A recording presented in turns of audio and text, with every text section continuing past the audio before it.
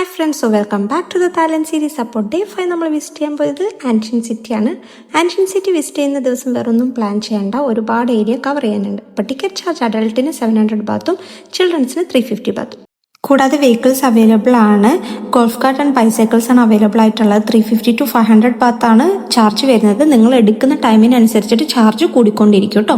Minimum ചാർജാണ് 350 to 500. അപ്പോൾ അവിടെ പോകുമ്പോൾ തന്നെ നമുക്ക് ഇതൊരു മാപ്പ് തരും. ഇത്രയും ഏരിയാസ് ആണ് നമുക്ക് എക്സ്പ്ലോർ ചെയ്യാനുള്ളത്. ടോട്ടൽ 320 ഹെക്ടർ, അതായത് 122 മോണുമെന്റ്സ് ആണ് കവർ ചെയ്യാനുള്ളത്. അപ്പോൾ നമ്മൾ എന്താ ചെയ്തതെന്ന് വെച്ചാൽ ആ മാപ്പ് നോക്കിയിട്ട് നമുക്ക് കാണണമെന്ന് ആഗ്രഹമുള്ള കുറച്ച് മോണുമെന്റ്സ് നമ്മൾ ലിസ്റ്റ് ഔട്ട് ചെയ്തിട്ട് അത് മാത്രമാണ് കേട്ടോ നമ്മൾ എക്സ്പ്ലോർ ചെയ്യാൻ വേണ്ടി പോയത്.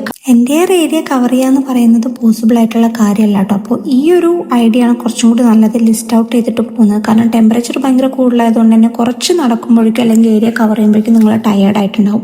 അപ്പോൾ ഡെഫിനറ്റ്ലി വാട്ടർ ക്യാരി ചെയ്യുക, ഷെയ്ഡ്സ് എടുക്കുക, ഹാറ്റ് എടുക്കുക, അതൊന്നും എടുക്കാൻ മറക്കരുത്. അപ്പോൾ മെയിൻലി നമ്മൾ കാണണമെന്ന് വിചാരിച്ചത് ഇതാണ് കേട്ടോ, പവലിയൻ ഓഫ് എൻലൈറ്റൻ. സോ ഇത് നമ്മൾ എന്തായാലും കവർ ചെയ്തു. അതേപോലെ തന്നെ ഒരുപാട് മോണുമെന്റ്സ് അവിടെ കവർ ചെയ്യാത്ത ഏരിയാസും ഉണ്ട്. നമുക്കാകെ ഒരു 30 to 35 മോണുമെന്റ്സ് മാത്രമേ കവർ ചെയ്യാൻ പറ്റിയിട്ടുണ്ടായിരുന്നുള്ളൂ. പിന്നെ ചില ആർക്കിടെക്ചർക്ക് നിങ്ങൾക്ക് ഒരുപോലെ തോന്നും, പക്ഷെ എല്ലാം ഡിഫറെൻറ്റ് മോണുമെന്റ്സ് ആണ് കേട്ടോ.